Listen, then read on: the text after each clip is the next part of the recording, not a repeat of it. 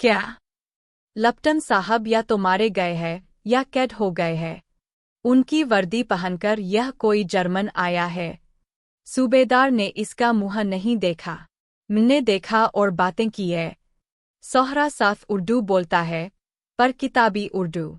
और मुझे पीने को सिगरेट दिया है। तो अब मारे गए। धोखा है। सूबेदार कीचड़ में चक्कर काटते फिरेंगे और यहाँ खाई पर धावा होगा। उठो, एक काम करो। पलटन के पैरों के निशान देखते देखते दौड़ जाओ। अभी बहुत दूर न गए होंगे। सूबेदार से कहो एकदम लौट आए। खंदक की बात झूठ है। चले जाओ, खंदक के पीछे से निकल जाओ। पत्ता तक न खड़के। देर मत करो। हुक्म तो यह है कि यहीं ऐसी तैसी हुक्म की। मेरा हुक्म, जमादार लहना सिंह जो इस वक्त यहाँ सबसे बड़ा अफसर है, उसका हुक्म है। मैं लप्टन साहब की खबर लेता हूँ। पर यहाँ तो तुम 8 ही हो। 8 नहीं, 10 लाख। एक अकालिया सिख 1.25 लाख के बराबर होता है। चले जाओ। लौटकर खाई के मुहाने पर लहना सिंह दीवार से चिपक गया। उसने देखा कि लप्टन साहब ने जेब से बेल के बराबर 3 गोले निकाले। तीनों को जगह खंदक की दीवारों में घुसेड़ दिया और तीनों में एक तारसा बांध दिया।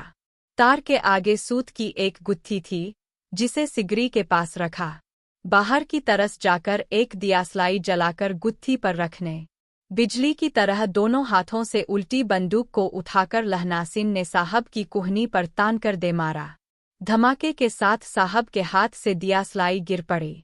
लहनासिन ने एक कुंदा साहब की गर्दन पर मारा और साहब, आत मीन गॉट कहते हुए चित्त हो गए। लहनासिन ने तीनों गोले बीनकर खंदक के बाहर फेंके और साहब को घसीटकर सिगरी के पास लिटाया। जेबों की तलाशी ली। 3-4 लिफाफे और एक नायरी निकालकर उन्हें अपनी जेब के हवाले किया। साहब की मूर्छा हटी। लहनासिन हंसकर बोला, क्यों लप्टन साहब, मिजाज कैसा है? आज मैंने बहुत बातें सीखीं। यह सीखा कि सिख सिगरेट पीते हैं। यह सीखा कि जगाधरी के जिले में नीलगाय होती है और उनके 2 फुट 4 इंच के सींग होते हैं। यह सीखा कि मुसलमान थानसामा मूर्तियों पर जल चढ़ाते हैं और लप्टन साहब खोते पर चढ़ते हैं। पर यह तो कहो, ऐसी साफ उर्दू कहाँ से सीख आए? हमारे लप्टन साहब तो बिन डेम के 5 लफ्ज़ भी नहीं बोला करते थे। लहना ने पतलून के जेबों की तलाशी नहीं ली थी।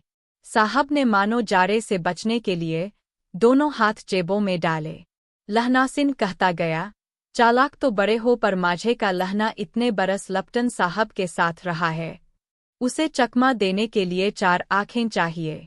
3 महीने हुए एक तुर्की मौलवी मेरे गांव आया था। औरतों को बच्चे होने के ताबीज़ बांटता था और बच्चों को दवाई देता था। चौधरी के बर के नीचे मंजा बिछाकर हुक्का पीता रहता था और कहता था कि जर्मनी वाले बड़े पंडित हैं। वेद पर पढ़कर उसमें से विमान चलाने की विद्या जान गए हैं। गौ को नहीं मारते। हिंदुस्तान में आ जाएंगे तो गोहत्या बंद कर देंगे। मंडी के बनियों को बहकाता कि डाकखाने से रुपया निकाल लो।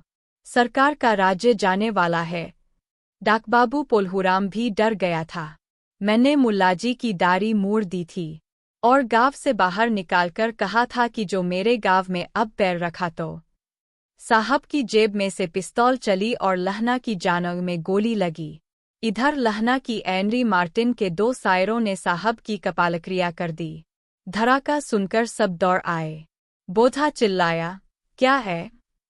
लहनासिन ने उसे यह कहकर सुला दिया कि एक हरका हुआ कुत्ता आया था, मार दिया और औरों से सब हाल कह दिया। सब बंदूकें लेकर तैयार हो गए। लहना ने साता फाड़कर खाव के दोनों तरफ पट्टियां कसकर बांधी। काव मांस में ही था। पट्टियों के कसने से लहू निकलना बंद हो गया। इतने में 70 जर्मन चिल्लाकर खाई में घुस पड़े।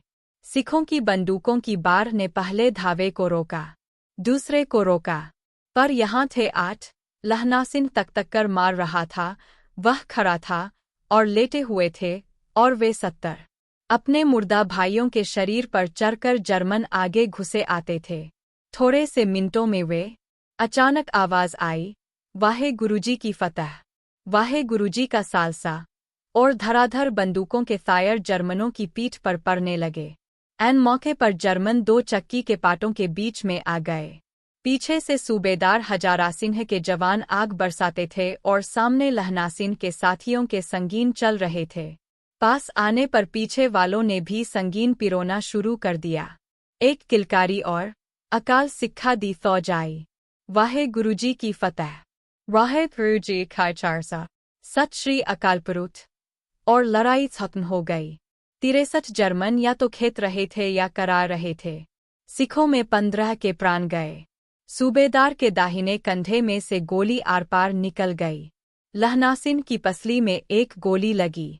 उसने खाव को खंदक की गीली मट्टी से पूर लिया और बापी का साता कसकर कमरबंद की तरह लपेट लिया।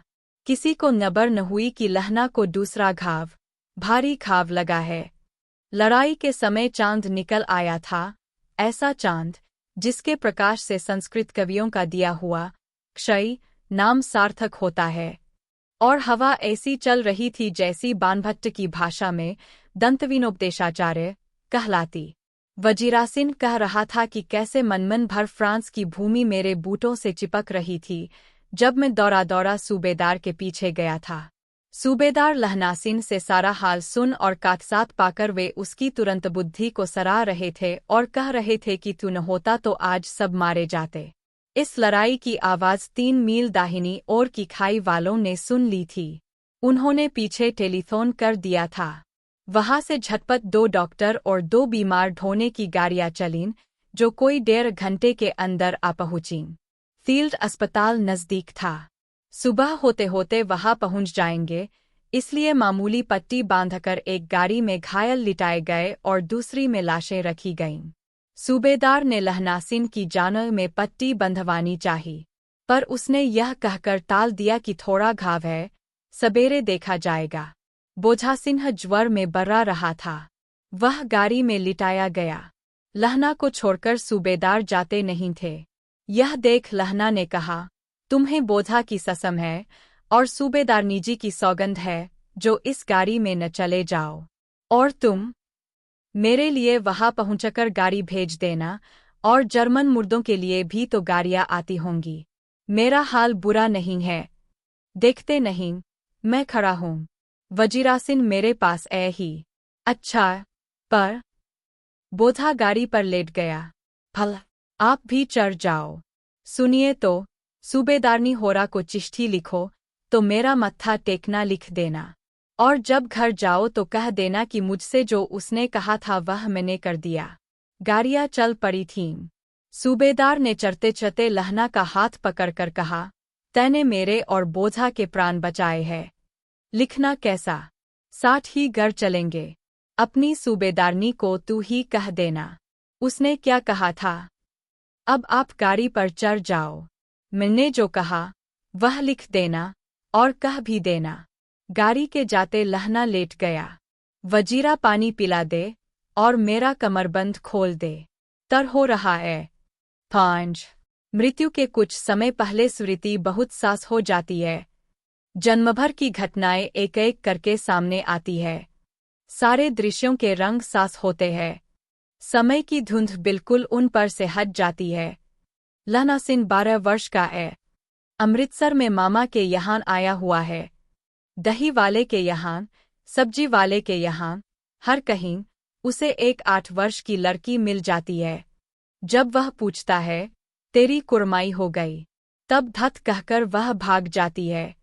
एक दिन उसने वैसे ही पूछा, तो उसने कहा, हाँ, कल हो गई, देखते नहीं यह रेशम के फूलों वाला सालू। सुनते ही लहनासिन को द्वेष हुआ, क्रोध हुआ।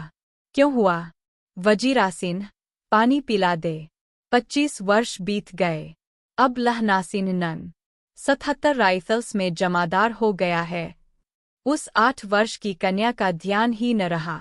न मालूम वह कभी मिली थी या नहीं। 7 दिन की छुट्टी लेकर जमीन के मुकदमे की पैरवी करने वह अपने घर गया। वहाँ रेजिमेंट के अफसर की चिट्ठी मिली कि फौज लाम पर जाती है, फौरन चले आओ। साथ ही सूबेदार हजारा सिंह की चिट्ठी मिली कि मैं और बोझा सिंह भी लाम पर जाते हैं। लौटते हुए हमारे घर होते जाना। साथ ही चलेंगे। सूबेदार का गाँव रास्ते में पड़ता था और सूबेदार उसे बहुत चाहता था। लहनासिन सूबेदार के यहाँ पहुँचा। जब चलने लगे तब सूबेदार बेड़े में से निकलकर आया। बोला, लहना, सूबेदारनी तुमको जानती है, बुलाती है। जामिल आ। लहनासिन भीतर पहुँचा। सूबेदारनी मुझे जानती है। कब से? रेजिमेंट के क्वार्टरों में तो कभी सूबेदार के घर के लोग रहे नहीं। दरवाजे पर जाकर मत्था टेकना, कहा। असीस सुनी। लहनासिन चुप। मुझे पहचाना नहीं? तेरी कुरमाई हो गई। धत, कल हो गई। देखते नहीं, रेशमी बूटों वाला सालू, अमृतसर में। भावों की टकराहट से मूर्छा खुली, करवट बदली, पसली का घाव बह निकला। वजीरा, पानी पिला, उसने कहा था। स्वप्न चल रहा है। सूबेदारनी कह रही है, मैंने तेरे को आते ही पहचान लिया। एक काम कहती हूँ, मेरे तो भाग फूट गए। सरकार ने बहादुरी का सिताब दिया है, लायलपुर में जमीन दी है, आज नमकहलाली का मौना आया है। पर सरकार ने हम तीमियों की एक गंगरिया पलटन क्यों न बना दी, जो मैं भी सूबेदार जी के साथ चली जाती। एक बेटा है, फौज में भर्ती हुए उसे 1 ही बरस हुआ। उसके पीछे 4 और हुए, पर एक भी नहीं जिया। सूबेदारनी रोने लगी। अब दोनों जाते हैं। मेरे भाग। तुम्हें याद है, एक दिन तांगे वाले का घोड़ा दही वाले की दुकान के पास बिगड़ गया था। तुमने उस दिन मेरे प्राण बचाए थे। आप घोड़े की लातों में चले गए थे और मुझे उठाकर दुकान के तख्ते पर खड़ा कर दिया था।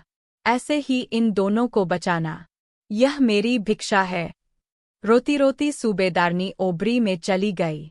लहना भी आंसू पोंछता हुआ बाहर आया।